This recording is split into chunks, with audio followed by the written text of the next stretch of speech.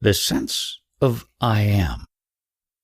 It is a matter of daily experience that on waking up, the world suddenly appears. Where does it come from? Before anything can come into being, there must be somebody to whom it comes. All appearance and disappearance presupposes a change against some changeless background. Before waking up, I was unconscious. In what sense? Having forgotten or not having experienced? Don't you experience even when unconscious? Can you exist without knowing? A lapse in memory? Is it proof of non-existence? And can you validly talk about your own non-existence as an actual experience? You cannot even say that your mind did not exist. Did you not wake up on being called? And on waking up, was it not the sense I am that came first? Some seed consciousness must be existing even during sleep or swoon. On waking up, the experience runs. I am the body in the world. It may appear to arise in succession, but in fact it is all simultaneous. A single idea of having a body in a world. Can there be the sense of I am without being somebody or other? I am always somebody with its memories and habits. I know no other I am. Maybe something prevents you from knowing. When you do not know something which others know, what do? I seek the source of their knowledge, under their instruction. Is it not important to you to know whether or not you are a mere body or something else? Or maybe nothing at all? Don't you see that all your problems are your body's problems? Food, clothing, shelter, family, friends, name, fame, security, survival. All these lose their meaning the moment you realize that you may not be a mere body. What benefit is there in knowing that I am not the body? Even to say that you are not the body is not quite true.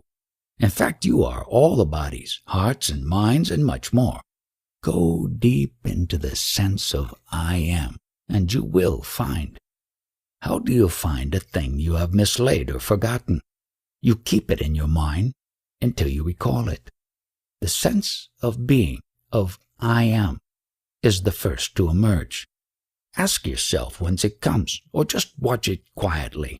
When the mind stays in the I am without moving, you enter a state which cannot be verbalized but can be experienced.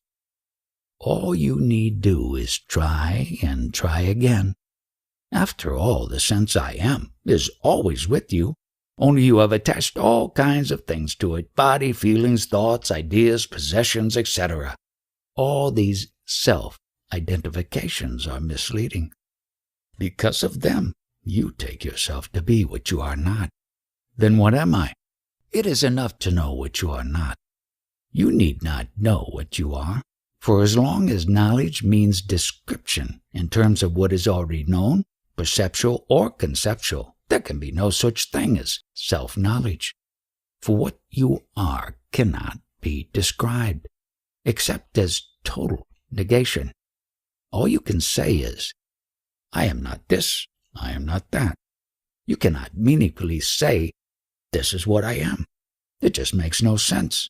What you can point out as this or that cannot be yourself. Surely you cannot be something else. You are nothing perceivable or imaginable. Yet without you, there can neither be perception nor imagination. You observe the heart feeling, the mind thinking, the body acting. The very act of perceiving shows that you are not what you perceive. Can there be perception, experience, without you? An experience must belong. Somebody must come and declare it as his own. Without an experiencer, the experience is not real. It is the experiencer that imparts reality to experience. An experience which you cannot have, of what value is it to you? The sense of being an experiencer, the sense of I am, is it not also an experience? Obviously, everything experienced is an experience, and in every experience there arises the experiencer of it. Memory creates the illusion of continuity. In reality, each experience has its own experiencer, and the sense of identity is due to the common factor at the root of all experiencer-experience relations. Identity and continuity are not the same, just as each flower has its own color, but all colors are caused by the same light. So do many experiences appear in the undivided, indivisible awareness, each separate in memory, identical in essence. This essence is the root, the foundation, the timeless and spaceless possibility of all experience.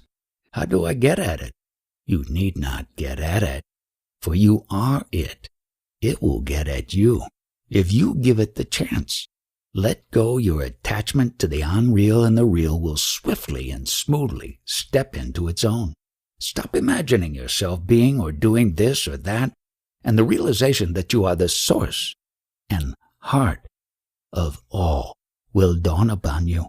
With this will come great love, which is not choice or predilection, nor attachment, but a power which makes all things love-worthy and lovable. Obsession with the body.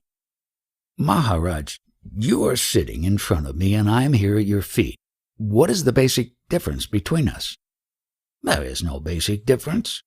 Still, there must be some real difference. I come to you, you do not come to me. Because you imagine differences, you go here and there in search of superior people.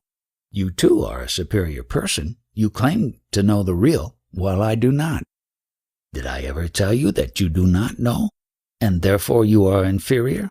Let those who invented such distinctions prove them. I do not claim to know what you do not. In fact, I know much less than you do. Your words are wise, your behavior noble, your grace all-powerful. I know nothing about it at all, and see no difference between you and me. My life is a succession of events just like yours. Only I am detached and see the passing show as a passing show, while you stick to things and move along with them. What made you so dispassionate? Nothing in particular. It so happened that I trusted my guru. He told me, I am nothing but myself, and I believed him. Trusting him, I behaved accordingly and ceased caring for what was not me, nor mine. Why were you lucky to trust your teacher fully, while our trust is nominal and verbal? Who can say? It happens so. Things happen without cause and reason, and after all, what does it matter who is who? Your high opinion of me is your opinion only. Any moment you may change it. Why attach importance to opinions, even your own? Still, you are different. Your mind seems to be always quiet and happy, and miracles happen round you. I know nothing about miracles, and I wonder whether nature admits exceptions to her laws. Unless we agree that everything is a miracle. As to my mind, there is no such thing. There is consciousness in which everything happens. It is quite obvious and within the experience of everybody. You just do not look carefully enough. Look well and see what I see. What do you see? I see what you too could see, here and now, but for the wrong focus of your attention. You give no attention to yourself. Your mind is all with things, people, and ideas, never with yourself. Bring yourself into focus. Become aware of your own existence. See how you function. Watch the motives and results of your actions. Study the prison you have built around yourself by inadvertence. By knowing what you are not, you come to know yourself. The way back to yourself is through refusal and rejection. One thing is certain, the real is not imaginary. It is not a product of the mind. Even the sense I am is not continuous, though it is a useful pointer. It shows where to seek, but not what to seek. Just have a good look at it. Once you are convinced that you cannot say truthfully about yourself anything except I am, and that nothing can be pointed at, can be yourself, the need for the I am is over. You are no longer intent on verbalizing what you are. All you need is to get rid of the tendency to define yourself. All definitions apply to your body only and to its obsessions. Once this expression with the body goes, you will revert to your natural state, spontaneously and effortlessly. The only difference between us is that I am aware of my natural state, while you are bemused. Just like gold made into ornaments has no advantage over gold dust, except when the mind makes it so. So are we one in being. We differ only in appearance. We discover it by being earnest, by searching, inquiring, questioning daily and hourly, by giving one's life to this discovery. Living the present. As I can see it, there is nothing wrong with my body nor with my real being. Both are not of my making and need not be improved upon. What has gone wrong is the inner body, call it mind, consciousness, antahkarana, whatever the name. What do you consider to be wrong with your mind? It is restless, greedy of the pleasant, and afraid of the unpleasant. What is wrong with it seeking the pleasant and shirking the unpleasant? Between the banks of pain and pleasure the river of life flows. It is only when the mind refuses to flow with life and gets stuck at the banks, then it becomes a problem. By flowing with life, I mean acceptance, letting come what comes and go what goes. Desire not, fear not, observe the actual, as and when it happens. For you are not what happens, you are to whom it happens. Ultimately, even the observer you are not. You are the ultimate potentiality of which the all-embracing consciousness is the manifestation and expression. Yet between the body and the self there lies a cloud of thoughts and feelings, which neither serve the body nor the self. These thoughts and feelings are flimsy, transient, and meaningless, mere mental dust that blinds and chokes, yet they are there, obscuring and destroying. Surely, the memory of an event cannot pass for the event itself, nor can the anticipation. There is something exceptional, unique about the present event, which the previous or the coming do not have. There is a livingness about it, an actuality. It stands out as if illuminated. There is the stamp of reality on the actual, which the past and the future do not have. What gives the present that stamp of reality? There is nothing peculiar in the present even to make it different from the past and future. For a moment the past was actual, and the future will become so. What makes the present so different?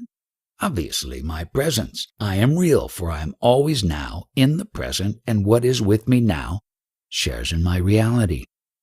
The past is my memory, the future my imagination. There is nothing in the present event itself that makes it stand out as real. It may be simple, periodic occurrence, like the striking of the clock. In spite of our knowing that successive strokes are identical, the present stroke is quite different from the previous one and the next.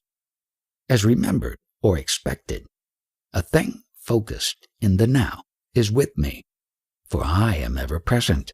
It is my own reality that I impart to the present event. But we deal with things remembered as if they were real. We consider memories only when they come into the present. The forgotten is not counted until one is reminded, which implies bringing into the now. Yes, I can see there is in the now some unknown factor that gives momentary reality to the transient actuality.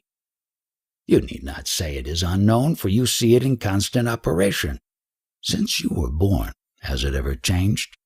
Things and thoughts have been changing all the time, but the feeling that what is now is real has never changed, even in dream. In deep sleep, is there no experience of the present reality? The blankness of deep sleep is due entirely to the lack of specific memories, but a general memory of well-being is there. There is a difference in feeling when we say, I was deeply asleep, from I was absent. We shall repeat the question we began with. Between life's source and life's expression, which is the body, there is the mind, in its ever-changeful states. The stream of mental states is endless, meaningless, and painful. Pain is the constant factor. What we call pleasure is but a gap, an interval between two painful states. Desire and fear are the weft and warp of living, and both are made of pain. Our question is, can there be a happy mind? Desire is the memory of pleasure, and fear is the memory of pain. Both make the mind restless. Moments of pleasure are merely gaps in the stream of pain. How can the mind be happy? That is true when we desire pleasure or expect pain. But there are moments of unexpected, unanticipated joy, pure joy, uncontaminated by desire, unsought, undeserved, God-given. Still, joy is joy only against a background of pain. Is pain a cosmic fact or purely mental? The universe is complete, and where there is completeness, where nothing lacks, what can give pain? The universe may be complete as a whole, but incomplete in details. A part of the whole, seen in relation to the whole, is also complete. Only when seen in isolation, it becomes deficient and thus a seat of pain.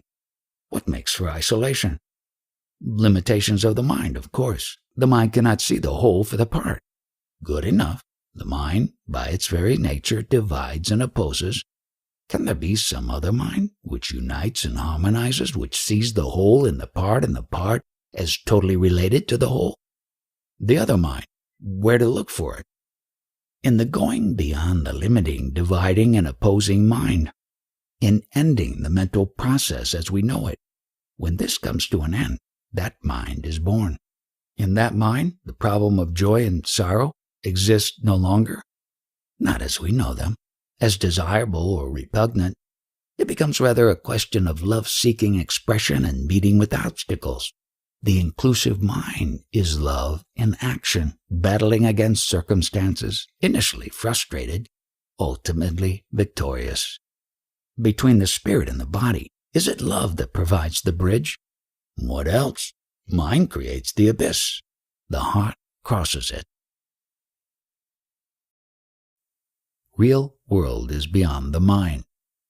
On several occasions, the question was raised as to whether the universe is subject to the law of causation, or does it exist and function outside the law? You seem to hold the view that it is uncaused, that everything, however small, is uncaused, arising and disappearing for no known reason whatsoever. Causation means succession in time of events in space, the space being physical or mental. Time, space, causation are mental categories, arising and subsiding with the mind. As long as the mind operates, causation is a valid law. Like everything mental, the so-called law of causation contradicts itself. No thing in existence has a particular cause. The entire universe contributes to the existence of even the smallest thing. Nothing could be as it is without the universe being what it is. When the source and ground of everything is the only cause of everything, to speak of causality as a universal law is wrong. The universe is not bound by its content, because its potentialities are infinite. Besides, it is a manifestation or expression of a principle fundamentally and totally free. Yes, one can see that ultimately to speak of one thing being the only cause of another thing is altogether wrong. Yet in actual life we invariably initiate action with a view to a result. Yes, there is a lot of such activity going on because of ignorance. Would people know that nothing can happen unless the entire universe makes it happen? They would achieve much more with less expenditure of energy. If everything is an expression of the totality of causes, how can we talk of a purposeful action towards an achievement? The very urge to achieve is also an expression of the total universe. It merely shows that the energy potential has risen at a particular point. It is the illusion of time that makes you talk of causality. When the past and the future are seen in the timeless now as parts of a common pattern, the idea of cause-effect loses its validity, and creative freedom takes its place. Yet I cannot see how anything can come to be without a cause. When I say a thing is without a cause, I mean it can be without a particular cause. Your own mother was needed to give you birth, but you could not have been born without the sun and the earth. Even these could not have caused your birth without your own desire to be born. It is desire that gives birth, that gives name and form. The desirable is imagined and wanted and manifests itself as something tangible or conceivable. Thus is created the world in which we live, our personal world. The real world is beyond the mind's ken. We see it through the net of our desires, divided into pleasure and pain, right and wrong, inner and outer. To see the universe as it is, you must step beyond the net. It is not hard to do so, for the net is full of holes. What do you mean by holes and how to find them? Look at the net and its many contradictions. You do and undo at every step. You want peace, love, happiness, and work hard to create pain, hatred, and war. You want longevity and overeat. You want friendship and exploit. See your net is made of such contradictions and remove them. Your very seeing them will make them go. Since my seeing the contradictions makes it go, is there no causal link between my seeing and its going? Causality, even as a concept, does not apply to chaos. To what extent is desire a causal factor? One of the many. For everything, there are innumerable causal factors. But the source of all that is the infinite possibility, the supreme reality which is in you and which throws its power and light and love on every experience. But this source is not a cause, and no cause is a source. Because of that, I say everything is uncaused. You may try to trace how a thing happens, but you cannot find out why a thing is as it is. A thing is as it is because the universe is as it is. What is born must die. Is the witness consciousness permanent or not? It is not permanent. The knower rises and sets with the known. That in which both the knower and the known arise and set is beyond time. The words permanent or eternal do not apply. In sleep there is neither the known nor the knower. What keeps the body sensitive and receptive? Surely you cannot say the knower was absent. The experience of things and thoughts was not there, that is all. But the absence of experience too is experience. It is like entering a dark room and saying, "I see nothing." A man blind from birth knows not what darkness means. Similarly, only the knower knows that he does not know. Sleep is merely a lapse in memory. Life goes on. And what is death? It is the change in the living process of a particular body. Integration ends and disintegration sets in. But what about the knower with the disappearance of the body? Does the knower disappear? Just as the knower of the body appears at birth, so he disappears at death. And nothing remains? Life remains. Consciousness needs a vehicle and an instrument for its manifestation. When life produces another body, another knower comes into being. Is there a causal link between the successive body knowers or body minds? Yes, there is something that may be called the memory body or causal body, a record of all that was thought, wanted, and done. It is like a cloud of images held together. What is the sense of a separate existence? It is a reflection in a separate body of the one reality. In this reflection, the unlimited and the limited are confused and taken to be the same. To undo this confusion is the purpose of yoga. Does not death undo this confusion? In death only the body dies. Life does not. Consciousness does not. Reality does not. And the life is never so alive as after death. But does one get reborn? What was born must die. Only the unborn is deathless. Find what it is that never sleeps and never wakes, and whose pale reflection is our sense of I. How am I to go about this finding out? How do you go about finding out anything? By keeping your mind and heart in it. Interest there must be in steady remembrance. To remember what needs to be remembered is the secret of success. You come to it through earnestness. Do you mean to say that mere wanting to find out is enough? Surely both qualifications and opportunities are needed. These will come with earnestness. What is supremely important is to be free from contradictions. The goal and the way must not be on different levels. Life and light must not quarrel. Behavior must not betray belief.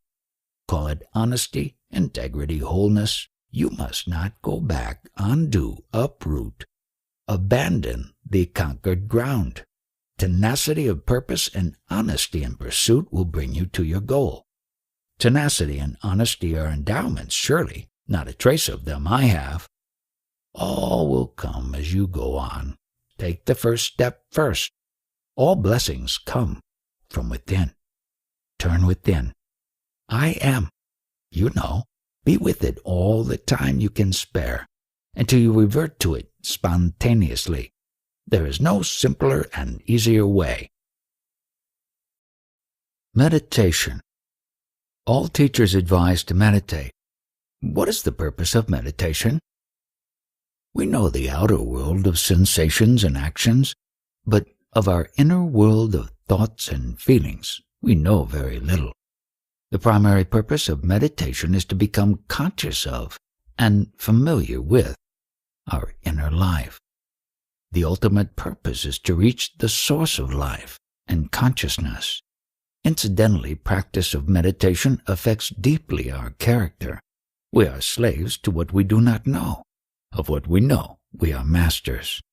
Whatever vice or weakness in ourselves we discover and understand its causes and its workings, we overcome it by the very knowing. The unconscious dissolves when brought into the conscious. The dissolution of unconscious releases energy. The mind feels adequate and becomes quiet. What is the use of a quiet mind? When the mind is quiet, we come to know ourselves as the pure witness. We withdraw from the experience and its experiencer, and stand apart in pure awareness, which is between and beyond the two. The personality based on self-identification, on imagining oneself to be something. I am this, I am that, continues, but only as a part of the objective world. Its identification with the witness snaps. As I can make out, I live on many levels, and life on each level requires energy. The self by its very nature delights in everything, and its energies flow outwards. Is it not the purpose of meditation to dam up the energies on the higher levels, or to push them back up, so as to enable the higher levels to prosper also? It is not so much the matter of levels as of gunas, qualities.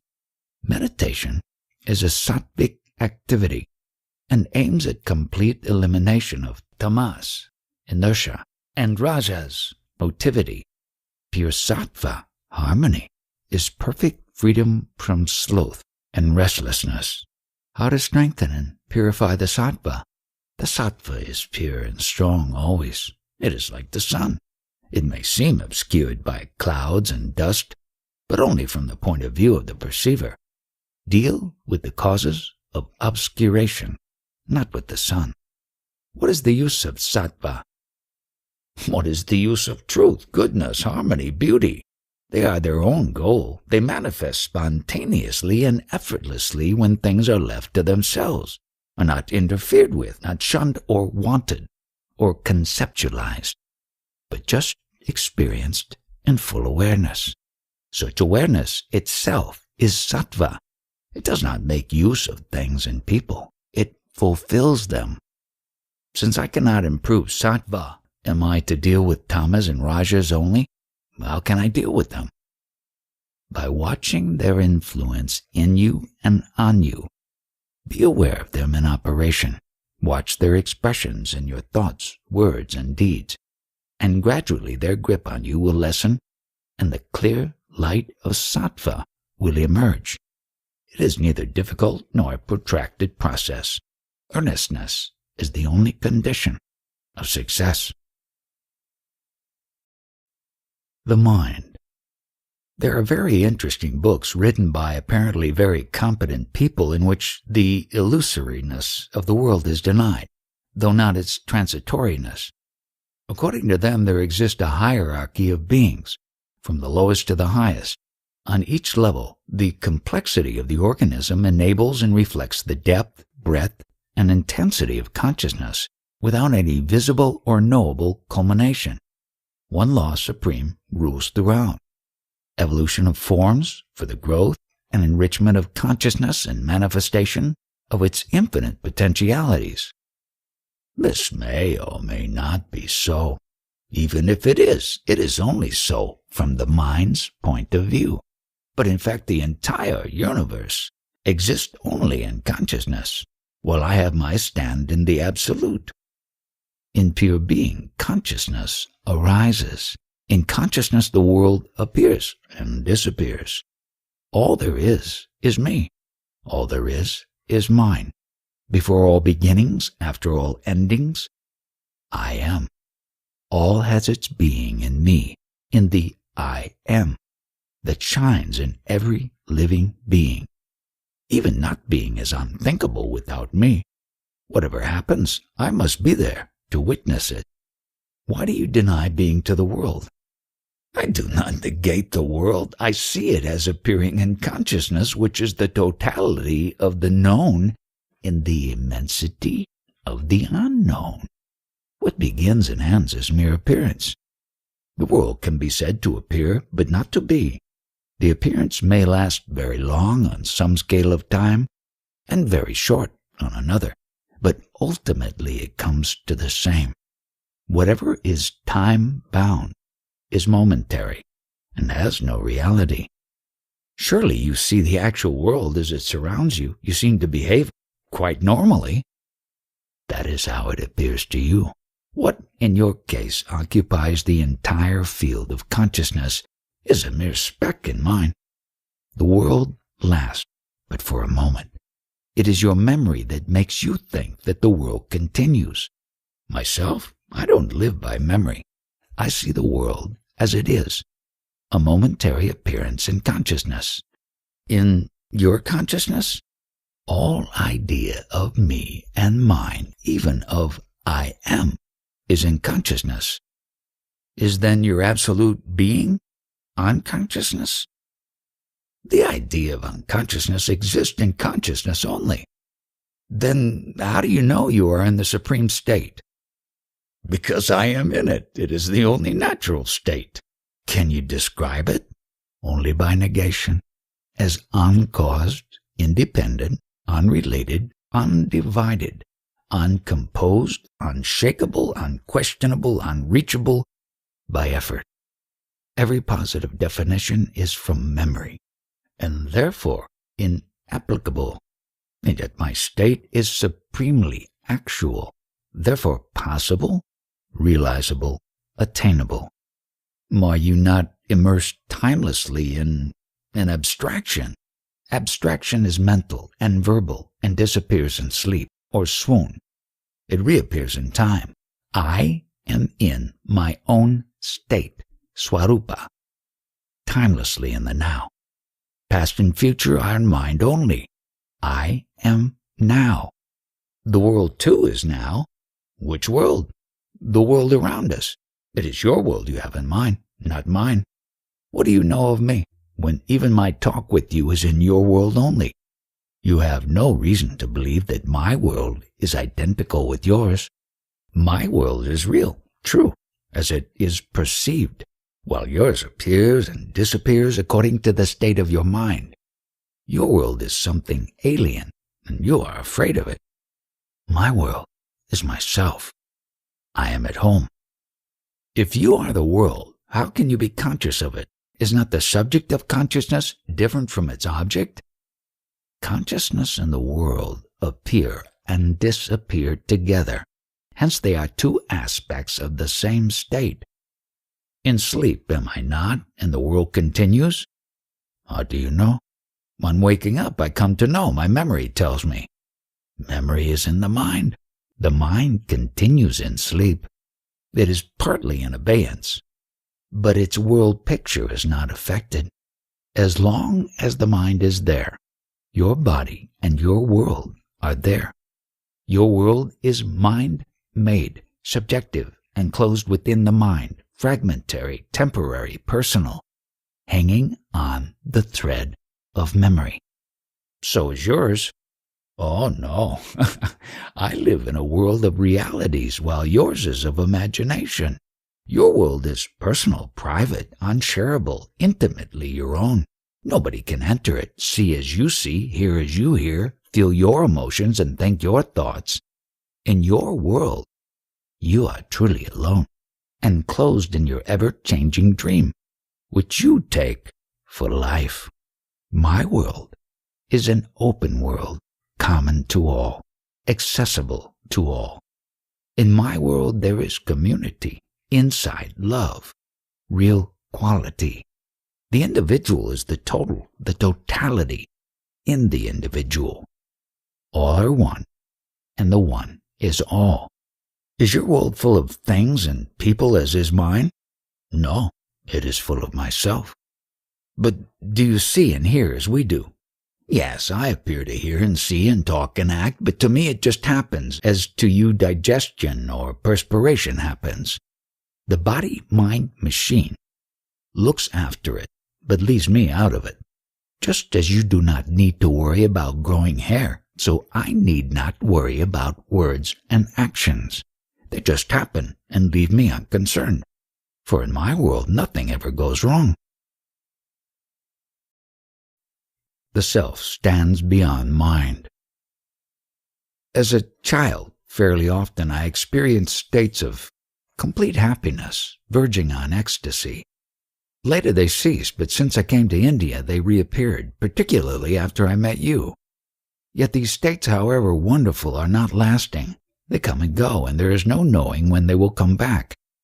How can anything be steady in a mind which itself is not steady? How can I make my mind steady? How can an unsteady mind make itself steady? Of course it cannot. It is the nature of mind to roam about. All you can do is to shift the focus of consciousness beyond the mind. How is it done? Refuse all thoughts except one. The thought, I am. The mind will rebel in the beginning, but with patience and perseverance it will yield and keep quiet. Once you are quiet, things will begin to happen spontaneously and quite naturally without any interference on your part. Can I avoid this protracted battle with my mind? Yes, you can. Just live your life as it comes, but alertly, watchfully, allowing everything to happen as it happens, doing the natural things the natural way, suffering, rejoicing, as life brings. This also is a way. Well, then I can as well marry, have children, run a business, be happy. Sure, you may or may not be happy. Take it in your stride. Yet I want happiness. True happiness cannot be found in things that change and pass away. Pleasure and pain alternate inexorably. Happiness comes from the self and can be found in the self only. Find your real self, Swarupa, and all else will come with it. If my real self is peace and love, why is it so restless? It is not your real being that is restless, but its reflection in the mind appears restless because the mind is restless. It is just like the reflection of the moon in the water, stirred by the wind. The wind of desire stirs the mind, and the me, which is but a reflection of the self in the mind, appears changeful. But these ideas of movement, of restlessness, of pleasure and pain are all in the mind. The self stands beyond the mind, aware but unconcerned. How to reach it? You are the self, here and now. Leave the mind alone. Stand aware and unconcerned, and you will realize that to stand alert but detached, watching events come and go, is an aspect of your real nature. What are the other aspects? The aspects are infinite in number. Realize one, and you will realize all. Tell me something that would help me. You know best what you need. I am restless. How can I gain peace? For what do you need peace? To be happy. Are you not happy now? No, I am not. What makes you unhappy? I have what I don't want, and want what I don't have. Why don't you invert it? Want what you have, and care not for what you don't have. I want what is pleasant, and don't want what is painful. How do you know what is pleasant and what is not? From past experience, of course. Guided by memory, you have been pursuing the pleasant and shunning the unpleasant. Have you succeeded? No, I have not. The pleasantness does not last. Pain sets in again. Which pain? The desire for pleasure, the fear of pain, both are states of distress. Is there a state of unalloyed pleasure? Every pleasure, physical or mental, needs an instrument. Both the physical and mental instruments are material. They get tired and worn out. The pleasure they yield is necessarily limited in intensity and duration. Pain is the background of all your pleasures. You want them because you suffer. On the other hand, the very search for pleasure is the cause of pain. It is a vicious circle. I can see the mechanism of my confusion, but I do not see my way out of it. The very examination of the mechanism shows the way. After all, your confusion is only in your mind, which never rebelled so far against confusion and never got to grips with it. It rebelled only against pain. So, all I can do is to stay confused? Be alert. Question. Observe. Investigate. Learn all you can about confusion, how it operates, what it does to you and others. By being clear about confusion, you become clear of confusion. When I look into myself, I find my strongest desire is to create a monument, to build something which will outlast me. Even when I think of a home, wife, and child, it is because of a lasting, solid testimony to myself. Right? Build yourself a monument. How do you propose to do it? It matters little what I build as long as it is permanent. Surely you can see for yourself that nothing is permanent. All wears out, breaks down, dissolves. The very ground on which you build gives way. What can you build that will outlast all? Intellectually, verbally, I am aware that all is transient. Yet somehow my heart wants permanency. I want to create something that lasts. Then you must build it of something lasting. What have you that is lasting? Neither your body nor mind will last. You must look elsewhere. I long for permanency, but I find it nowhere. Are you, yourself, not permanent? I was born, I shall die. Can you truly say you were not before you were born? And can you possibly say when dead, now I am no more? You cannot say from your own experience that you are not. You can only say, I am. Others too cannot tell you you are not. There is no I am in sleep. Before you make such sweeping statements, examine carefully your waking state. You will soon discover that it is full of gaps when the mind blanks out. Notice how little you remember even when fully awake. You just don't remember. A gap in memory is not necessarily a gap in consciousness. Can I make myself remember my state of deep sleep? Of course. By eliminating the intervals of inadvertence during your waking hours, you will gradually eliminate the long interval of absent-mindedness, which you call sleep. You will be aware that you are asleep. Yet, the problem of permanency, of continuity of being, is not solved. Permanency is a mere idea, born of the action of time. Time, again, depends of memory. By permanency, you mean unfailing memory through endless time. You want to externalize the mind, which is not possible. Then what is eternal? That which does not change with time. You cannot externalize a transient thing. Only the changeless is eternal. I am familiar with the general sense of what you say. I do not crave for more knowledge. All I want is peace. You can have for the asking all the peace you want. I am asking. You must ask with an undivided heart and live an integrated life. How? Detach yourself from all that makes your mind restless. Renounce all that disturbs its peace. If you want peace, deserve it. Surely everybody deserves peace. Those only deserve it who don't disturb it. In what way do I disturb peace? By being a slave to your desires and fears, even when they are justified. Emotional reactions born of ignorance or inadvertence are never justified. Seek a clear mind and a clean heart. All you need is to keep quietly alert, inquiring into the real nature of yourself. This is the only way to peace.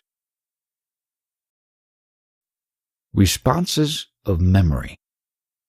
Some say the universe was created. Others say that it always existed and is forever undergoing transformation. Some say it is subject to eternal laws. Others deny even causality. Some say the world is real. Others that it has no being whatsoever. Which world are you inquiring about? The world of my perceptions, of course. The world you can perceive is a very small world indeed, and it is entirely private. Take it to be a dream, and be done with it. How can I take it to be a dream? A dream does not last. How long will your own world last? After all, my little world is but a part of the total. Is not the idea of a total world a part of your personal world? The universe does not come to tell you that you are part of it. It is you who have invented a totality to contain you as a part. In fact, all you know is your own private world, however well you have furnished it with your imaginations and expectations. Surely perception is not imagination. What else? Perception is recognition, is it not?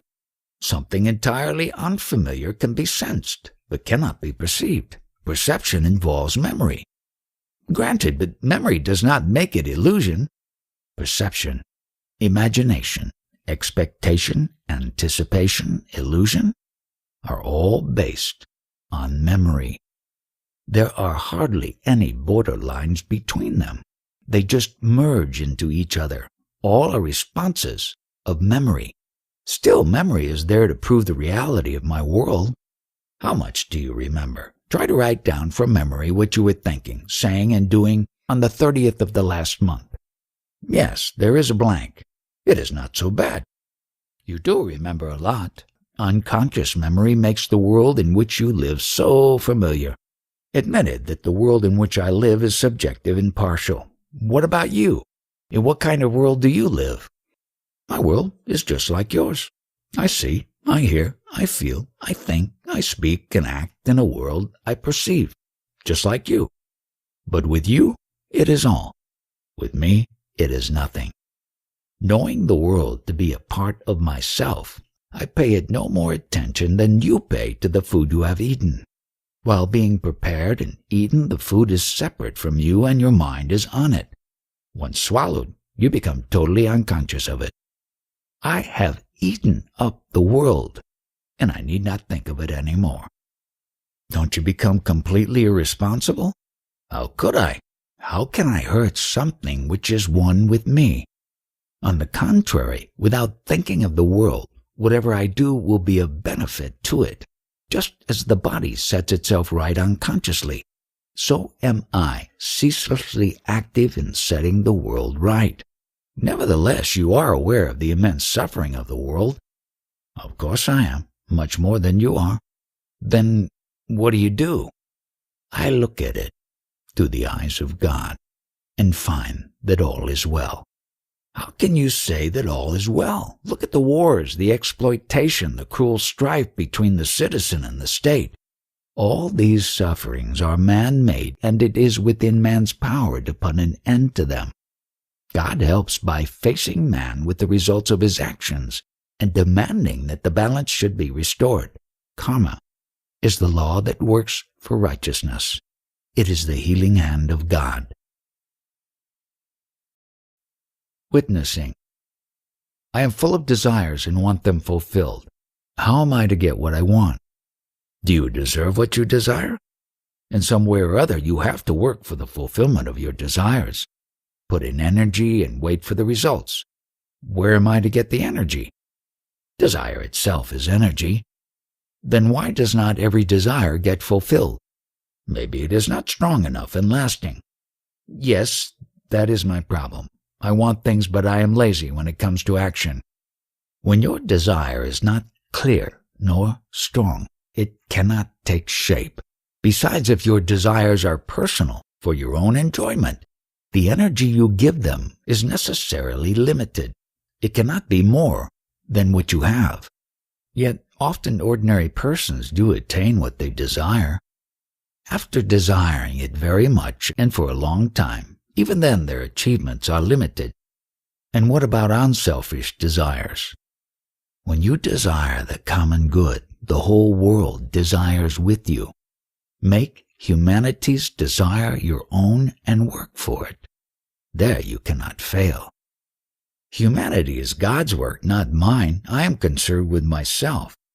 Have I not the right to see my legitimate desires fulfilled? They will hurt no one. My desires are legitimate. They are right desires. Why don't they come true? Desires are right or wrong, according to circumstances. It depends on how you look at them. It is only for the individual that a distinction between right and wrong is valid. What are the guidelines for such distinction? How am I to know of which of my desires are right and which are wrong? In your case, desires that lead to sorrow are wrong, and those which lead to happiness are right. But you must not forget others. Their sorrow and happiness also count. Results are in the future. How can I know what they will be? Use your mind. Remember, observe. You are not different from others. Most of their experiences are valid for you too. Think clearly and deeply. Go into the entire structure of your desires and their ramifications. They are a most important part of your mental and emotional makeup and powerfully affect your actions. Remember, you cannot abandon what you do not know. To go beyond yourself, you must know yourself. What does it mean to know myself? By knowing myself, what exactly do I come to know? All that you are not, and not what I am. What you are, you already are. By knowing what you are not, you are free of it and remain in your own natural state. It all happens quite spontaneously and effortlessly. And what do I discover? You discover that there is nothing to discover. You are what you are, and that is all. I do not understand. It is your fixed idea that you must be something or other that blinds you. How can I get rid of this idea? If you trust me, believe when I tell you that you are the pure awareness that illuminates consciousness and its infinite content. Realize this and live accordingly. If you do not believe me, then go within, inquiring, what am I? Or focus your mind on I am, which is pure and simple being. On what my faith in you depends. On your insight into other people's hearts. If you cannot look into my heart, look into your own. I can do neither. Purify yourself by a well-ordered and useful life. Watch over your thoughts, feelings, words, and actions. This will clear your vision. Must I not renounce everything first and live a homeless life? You cannot renounce. You may leave your home and give trouble to your family, but attachments are in the mind and will not leave you until you know your mind in and out. First thing first, know yourself. All else will come with it. But you already told me that I am the supreme reality. Is it not self-knowledge? Of course you are the supreme reality, but what of it? Every grain of sand is God. To know it is important, but that is only the beginning. Well, you told me that I am supreme reality. I believe you. What next is there for me to do? I told you already. Discover all you are not. Body, feelings, thoughts, ideas, time, space, being and not being, this or that. Nothing concrete or abstract you can point out to is you.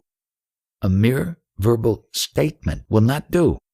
You may repeat a formula endlessly without any result whatsoever. You must watch yourself continuously, particularly your mind, moment by moment, missing nothing.